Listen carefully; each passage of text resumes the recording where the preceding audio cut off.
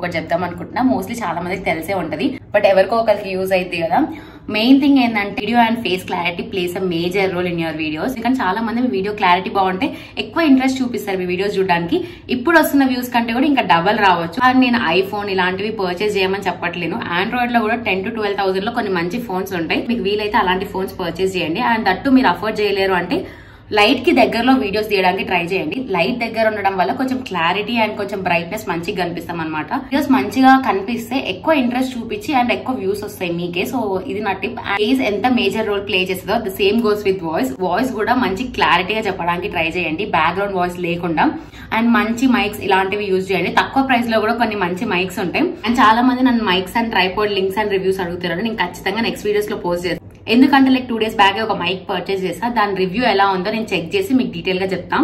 So please అప్పటి వరకు wait చేయండి. ఇక్కడ మధ్యలో ప్లస్ సింబల్ ఉంది కదా, అది క్లిక్ చేయండి.